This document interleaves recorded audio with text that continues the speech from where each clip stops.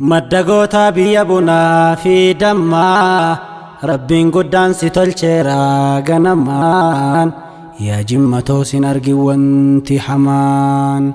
biyya seenaa biyya abbaa jifaarii kan islaamaaf lafa kahaa waan gaarii yaa jimmatoo jimma abbaa jifaarii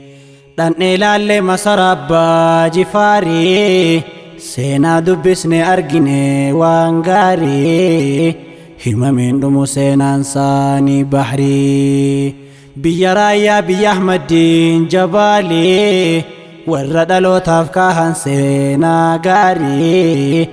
tika keetiin naaf tiksi yaa jabbaarii qabsoo sabaaf qabsoo diinii keessatti jimma gahee guddaa bahuun beekamti barraa heeraa galmee seenaa keessatti dhugumattuu madda beekaa fayyuuti biyya gaalii biyya kaamil shamsuuti tika keetiin naaf tiksimee yaa mootii isin dhaloonni qubeedha yaa jaraa man dubbifnee seenaa kalee fi harraa man hojjannee seenaa gaggaarii baraan ajabakaa maddagoota biyya bunaa fi dammaa Rabbiin guddaan si tolcheera ganamaan yaa jimmatoo sin argi wanti hamaan yaa jimmatoo sin argi wanti hamaan biyya seenaa biyya abbaa jifaarii kan islaamaaf lafa kaahee waan gaarii yaa jimmatoo jimma abbaa jifaarii yaa jimmatoo jimma abbaa jifaarii dhandhee laallee masara abbaa jifaarii seenaa dubbisne argine waan gaarii himameen dhumu seenaan saanii bahrii himameen dhumu seenaan saanii bahrii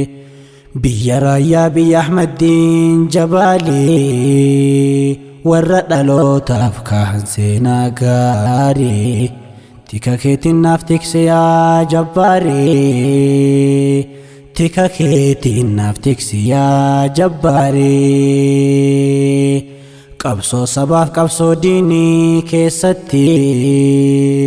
jimma gahee guddaa bahuun beekamti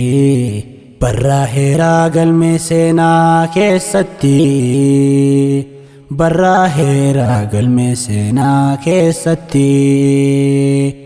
isin dhaloonni qubeedha yaa jaraa maan dubbifnee seenaa kalee fi harraa maan hojjannee seenaa gaggaarii baraan maan hojjannee seenaa gaggaarii baraan maddagoota biyya bunaa fi dammaa Rabbiin guddaan si tolcheera ganamaan yaa jimmatoo sin argi wanti hamaan yaa jimmatoo sin argi wanti hamaan biyya seenaa biyya abbaa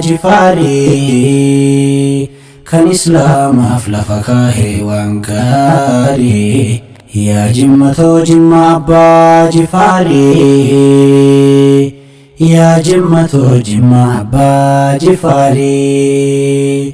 dhandhee laallee masara abbaa jifaarii seenaa dubbisne argine waan gaarii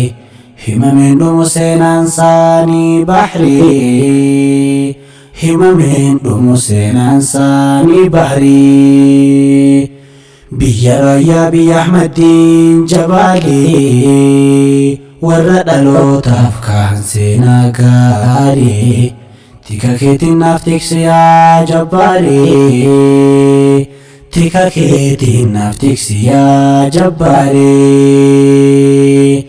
qabsoo sabaaf qabsoo diinii keessatti jimma gahee guddaa bahuun beekamti barraa heeraa galmee seenaa keessatti